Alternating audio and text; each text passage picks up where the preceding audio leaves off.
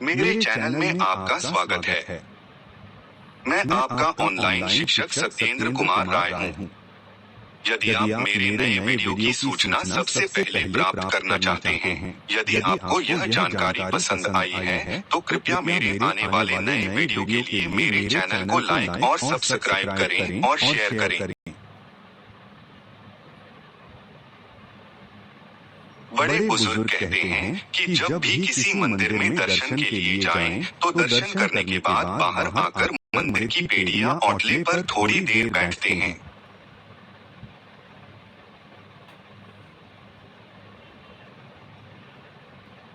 क्या आप जानते हैं इस परंपरा का क्या कारण है?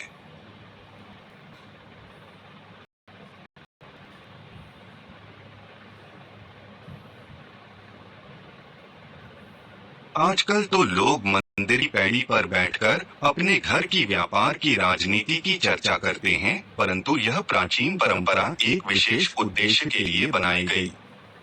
हमें मंदिर की पैड़ी पर बैठ करके एक श्लोक बोलना चाहिए। यह श्लोक आजकल के लोग भूल गए हैं। आप इस श्लोक को सुने और आने वाली पीढ़ी को भी इसे बताएं। यह श्लोक इस प्रकार है। अनायासेन मरणम, बिना देनेन जीवन, देहांत तव सानिध्यम, देहि में परमेश्वरम। इस श्लोक का अर्थ है अनायासेन मरणम, अर्थात बिना तकलीफ के हमारी मृत्यु हो और हम कभी भी बीमार होकर बिस्तर पर पड़े पड़े कष्ट उठाकर मृत्यु को प्राप्त न हो, चलते फिरते ही हमारे प्राण निकल जाएं। बिना देनेन जीवन, अर्थात परवशता का जीवन ना हो, मतलब हमें कभी किसी के सहारे ना पड़े रहना पड़े। जैसे कि लकवा हो जाने पर व्यक्ति दूसरे पर आश्रित हो जाता है, वैसे परवश या बेबस ना हो। ठाकुर जी की कृपा से बिना भीख के ही जीवन बसर हो सके। देहांते तव सानिध्यम,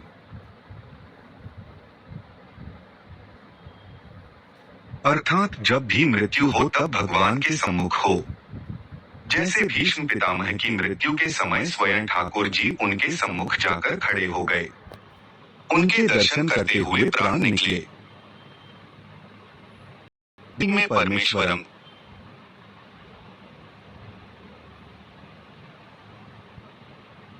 हे परमेश्वर, ऐसा वरदान हमें देना। यह प्रार्थना करें। दाढ़ी, लाड़ी, लड़का, लड़की, पति, पत्नी, घर, धन यह नहीं मांगना है, यह तो भगवान आपकी पात्रता के हिसाब से खुद आपको देते हैं। इसलिए दर्शन करने के बाद बैठकर यह प्रार्थना अवश्य करनी चाहिए। यह प्रार्थना है, याचना नहीं है।